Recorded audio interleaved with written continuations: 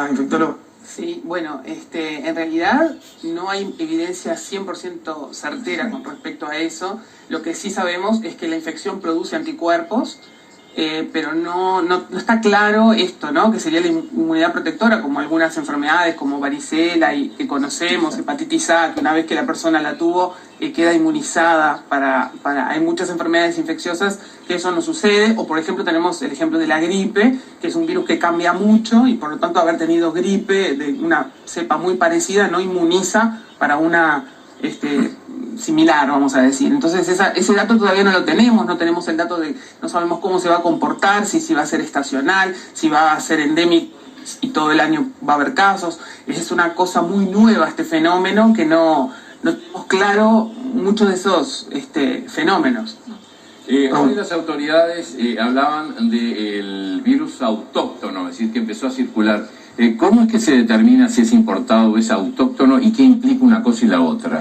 Se considera autóctono cuando la persona no salió del país, o sea, no viajó ni ha estado en Uruguay y se infecta a través de contactos, ¿no? Los casos importados, estos son claramente los que viajan y tienen... Exacto. Luego vamos a tener casos secundarios que son adquiridos de ese caso, como pasó con sarampión, no sé si, ¿no? Que hubo un caso importado y casos secundarios, pero quedó ahí, ¿verdad? No pasa como a terceros y cuartos. En ese caso, en un momento empieza a haber circulación viral en la comunidad, lejos del caso índice que viajó.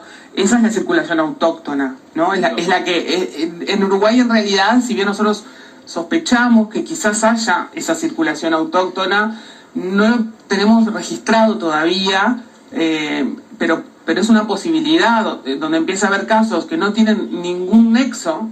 Ahí es una forma de decir, bueno, acá hay circulación autóctona, como pasó con el dengue de Salto, ¿no? De la respuesta que dio Satjian recién parecería que lo hubiera, porque dijo que lo de los dos nuevos, uno tenía relación. Exactamente. Claro, es un médico de Maldonado que había venido a Montevideo que tuvo contacto con... El otro caso parecería ser ya de la circulación del virus. Bueno, yo no sé esa investigación, si está hecha hasta el final, esos datos no los tenemos, pero bueno, si no hay ningún nexo, ¿verdad? Eso puede estar derivado de la definición de caso del Ministerio, porque la definición de caso es una definición bastante restrictiva al contacto confirmado o al que viajó. No teníamos una política de testear a todas las personas con infección respiratoria por diferentes motivos. Entonces es posible que nos demos cuenta tarde, vamos a decir, que hay circulación en la comunidad. Claro. Doctor Cristina, yo veía alguna pregunta de algún televidente. Me parece bueno que se sepa cuándo es el caso que tiene que tener un síntoma para hacer una consulta. Por ejemplo, una persona ponía, tengo 65 años, está con arritmia, presión, tengo que llamar. O sea, ¿cuáles son los síntomas para no generar alarma y para entender qué es lo que tienen que causarse? Los síntomas son fiebre, tos seca, ¿no? Acompañado de dificultad para respirar. Serían, digamos, esas tres condiciones.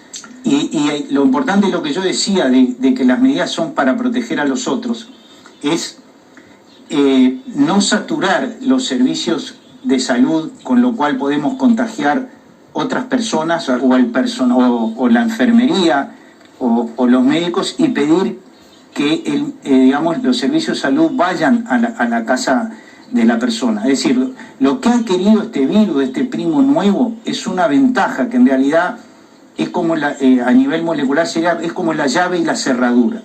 Adquirió de alguna manera una llave que abre una cerradura, que ya sabemos cuál es, dentro de las células de nuestro sistema respiratorio. Entonces ahí es donde el virus actúa y es como un parásito. Es decir, lo que hace es la célula deja de trabajar en lo que tiene que hacer y empieza a hacer virus, y ahí es cuando nos enfermamos. Como decía la doctora, puede pasar un periodo que nosotros le llamamos de ventana, en el cual no tenemos síntomas, pero que igual el virus está circulando. ¿Algo para agregar sobre este tema? Sí, que las consultas, yo creo que es muy importante que la población entienda con sentido común cuál es, y con calma, cuál es el momento de consultar, ¿no? Nosotros habitualmente por un resfrío, un poco de dolor de garganta, a veces un poquito de fiebre y nada más, en una persona sana, no solo no consultamos, sino que a veces vamos a trabajar, hacemos todo, vamos a hacer deporte, hacemos toda la vida normal y nos sentimos un poco más cansados. En este caso hay que usar el sentido común. Las personas añosas que tienen comorbilidades, cualquiera sea, y cualquier signo de alarma como alteración de la conciencia, dificultad para respirar o dudas, ¿no? Requieren una consulta. Cuando me queda la duda, puedo hacer una llamada telefónica a los servicios de salud, o si es evidente que hay una situación de urgencia, tengo que llamar. Digo, no se trata ni de colapsar el sistema de consultas, pero tampoco se trata de no consultar como premisa, porque en realidad hay veces que es muy necesario consultar porque es una enfermedad que puede ser grave, y lo de la letalidad que ha sido tan discutido, más allá de las cifras, y no nos vamos a meter en eso, es cierto que lo que nos llega a la comunidad médica de los países que han tenido el brote ya con muchos cientos y miles de casos, es que hay muchos casos graves y que necesitan atención médica. Entonces, ni minimizar ni tampoco banalizar, pero creo que usar el sentido común, o la consulta telefónica o la consulta en domicilio. Acá estamos viendo, disculpa Raúl, sí, estamos viendo el mapa de los casos que se van dando a nivel mundial. Vamos, no, para plantear la estrategia de control y de combate al virus, ¿es estable genéticamente? ¿El virus tiene mutaciones? ¿Cómo se comporta o cómo se ha comportado hasta ahora? Sí, esta familia de virus tiene lo que llamamos un genoma especial. Yo le decía, ese libro que tiene las instrucciones. Y tiene una velocidad muy grande de cambio. Eso es lo que ha hecho que este virus, que nosotros con otros colegas hemos trabajado, sabíamos que antes eran virus que circulaban en murciélagos de especies que vivían en China. En realidad hay que imaginarse el mercado donde esto ocurre. En realidad es una pasaje, lo que se llama una zoonosis, de un animal al ser humano. El virus tiene lo que se llama una tasa de mutación de cambio que es muy grande. Para que tengan una idea, los virus que tienen este tipo de genoma que se llama de RNA, tienen una velocidad que es 1.000.000 de veces mayor que la evolución del ser humano. Entonces, en este periodo que es tan corto, conocemos algunas cosas y ya en estudios que estamos haciendo vemos que el virus se va diversificando. ¿Cómo sigue? Tenemos que ser conscientes de que hay muchas preguntas que estamos estudiando, porque en 3 meses es un periodo muy corto para ¿Eso tener... complica, por ejemplo, el hecho que se pueda descubrir una vacuna? Sí, complica, y es una de las dificultades de hacer una vacuna. Quiero aclarar, aprovechando que me parece una oportunidad, porque había una confusión con el tema de la vacuna. Tenemos colegas en distintos países que, para que todo el mundo lo entienda, es que con nosotros podemos tener en el laboratorio algo que creemos que es bueno y puede funcionar. Ahora, de ahí a tener una vacuna que me den en la mutualista, tenemos que pasar por 3 fases donde tenemos que probar múltiples cosas. Si la vacuna no es tóxica, si no produce efectos en las mujeres embarazadas, o sea, si es terapéutico. todo eso lleva un proceso que no es para pensar. Son 3 fases, y antes de 16 meses, le diría, es imposible hacer una vacuna que podamos brindar. Por ejemplo, con respecto a esta recomendación que hicieron hoy en la conferencia de prensa sobre que a fin de mes van a llegar las dosis para la vacuna, digamos, contra la gripe, la influenza común, o sea, ¿es especialmente recomendable, esa pregunta quizás para Zaida, sí, es especialmente recomendable que la gente este año se vacune contra la gripe? Sí, es especialmente recomendable, porque va a co-circular probablemente. Nosotros tenemos que disminuir el número de casos, y el número de casos graves, el número de casos de personas con otras enfermedades que muchas veces y que mueren en una cifra considerable en Uruguay todos los años por infecciones respiratorias. Esta vacuna no es una vacuna que genera una inmunidad de 100%, pero en realidad disminuye la posibilidad de enfermar gravemente y disminuye la circulación de influenza. Entonces es importante no solo la vacuna para influenza, sino la de neumococo y las otras infecciones respiratorias para poblaciones especiales que están indicadas, y que eso, hay guías del Ministerio de Salud, pero es importante que la población adhiera, que el personal de salud adhiera a la vacuna, a la vacunación que está indicada, porque eso mejoraría nuestra performance en todos los sentidos. Creo que también me parece que es importante agregar que en las redes internacionales estamos trabajando, nuestros colegas en Estados Unidos han visto que el último invierno del hemisferio norte ha sido la gripe, la influencia particularmente severa. Sí, y tenemos que tener en cuenta que esto nuevo ha surgido en el hemisferio norte, que va hacia el verano, mientras nosotros vamos hacia el invierno. Por lo tanto, es muy importante apoyar al Ministerio de Salud Pública y esta campaña de vacunación contra la gripe. Leo Jardón tiene una pregunta, también veo televidentes que están preguntando acerca de un supuesto medicamento cubano. Una variación del interferón, ¿no? ¿Ustedes han escuchado algo de eso? ¿Hay alguna...? Hay reportes, se están utilizando en situaciones extremas, no hay estudios que puedan avalar 100%. En Uruguay está la discusión entre los médicos y la comunidad científica. No es que tengamos un medicamento que sea eficaz, eso no existe. Leo Jardón. El gobierno ha tomado una serie de medidas tendientes a restringir el contacto social, por ejemplo, no hay clases, ha dicho no son vacaciones. El objetivo es que los contagios, no saturar el sistema de salud con contagio, ¿no? Ahora, otros países han optado por otros caminos. Por ejemplo, el Reino Unido está tomando otro tipo de caminos, no ha cortado tanto las actividades públicas, por ejemplo, y mucha gente dice, yo quiero seguir haciendo lo mismo porque, mira, no hay ninguna verdad justa, miren lo que está haciendo el Reino Unido, está haciendo otra cosa. ¿Qué le decimos a la gente?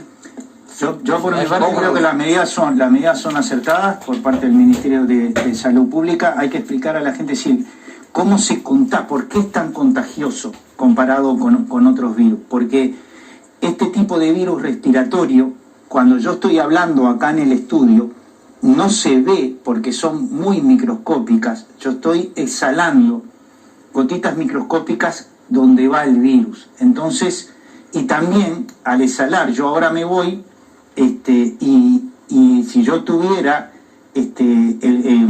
exhalando virus, quedan en esta superficie, aunque nosotros no lo veamos. Entonces, las medidas a lo que van, ¿por qué tratar de hacer una supresión del contacto? Es porque el virus nosotros lo transmitimos por esa vía. Por eso es muy importante extremar las medidas de higiene. Simplemente el virus es sensible ya simplemente con agua y jabón o los detergentes normales, porque rompen la capa superficial del virus. Entonces, yo creo que las medidas en este caso sí son acertadas. Evidentemente, cada cultura, cada país tendrá su manera, pero a mí me parece que son medidas acertadas. Lo que preguntaba Javier con doctor Arteta, lo están preguntando varios televidentes sobre el comportamiento, qué es lo aconsejable, qué es lo conveniente.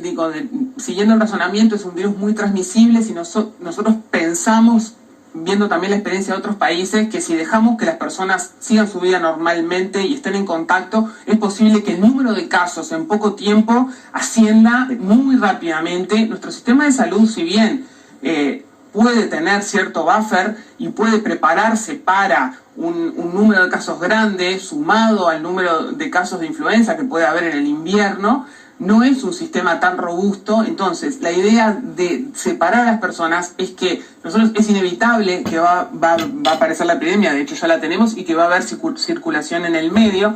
La idea es que haya igual número de casos, pero más tipo una meseta y no un enorme pico de golpe. Eso es lo que, sin ser especialista en epidemiología, puedo decirles. Y entonces es una medida que es importante, que debe ser cumplida, que podemos discutir el tiempo, si fue antes, si fue después, y eso, pero bueno, necesitamos preparar el sistema de salud para poder dar respuesta a esos casos. Nuestro sistema de salud tiene, porque por poner un ejemplo, nosotros decimos, consulten en domicilio las unidades de emergencias móviles. Y ahora me pongo en mi rol como secretaria médica del Ejecutivo del Sindicato Médico, ¿no?